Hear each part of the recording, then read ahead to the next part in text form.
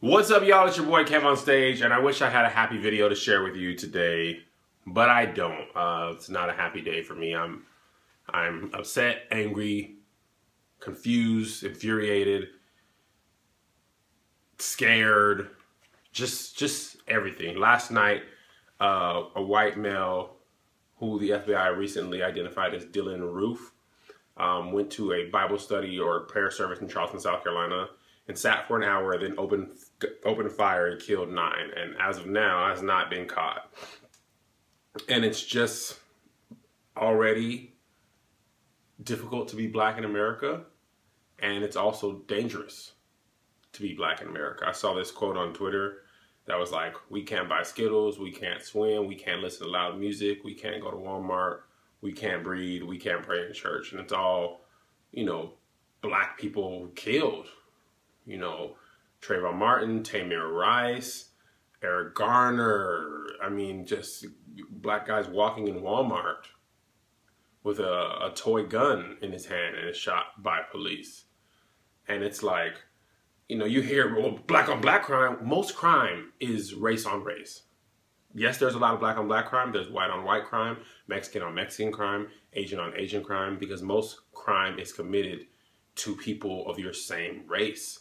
And that doesn't excuse police brutality or things like this. And this is obviously a hate crime. And it's also terrorism, domestic terrorism. And it's not being called that because the guy's skin is not brown. I don't mean black people brown. I mean Middle Eastern brown.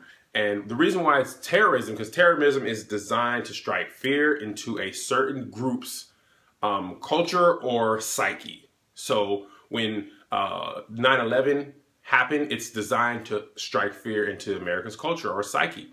And just like in the 60s, when there was church bombings and cross burnings and lynching, that's terrorism. It's designed to strike fear into a certain group's psyche. And that this person's group that he's attacking is black people. But the media won't call it terrorism unless it fits in a certain box. When a white person has massacre or a lot of shootings, it's usually called mental illness. When a black people aren't usually, massacre people, not usually committing massacres, but when black people commit crimes, we're usually called thugs.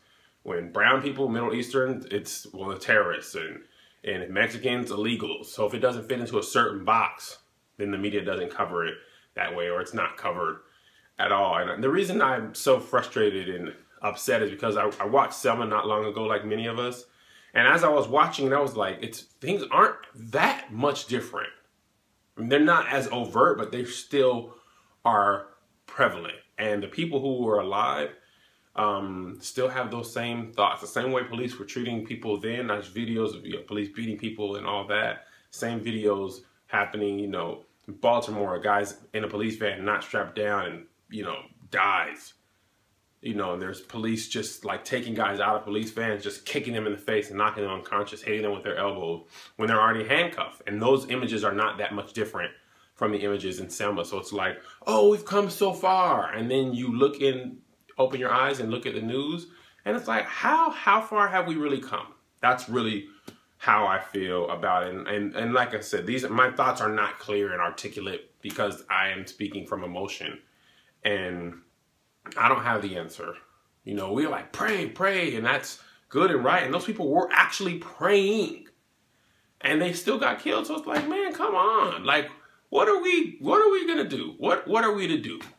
So again, this is more of a stream of consciousness video. I didn't have any clear, real goal except just to express my feelings, man. I have small children who are black men, and it makes me afraid to raise them. And I've said this before in video after video. When Trayvon Martin died and after the George Zimmerman verdict. And I mean, Tamir Rice had a fake gun and was killed by police because he was pointing it at people. In the call, the police on the way, they said this kid's pointing a gun at people. It's probably a fake gun. The police just rolled up and shot him before no get your hands on the ground, nothing, just roll up and shot him. And I used to do that stuff as a kid. I just never thought I would, get killed by police. And now I don't know. I don't really want my kids playing outside if they're not in my backyard where I can see them, because I just don't know what will happen to them. And that's not the best way to live. But anyway, I'd love to know your thoughts in the comments below. See you guys tomorrow.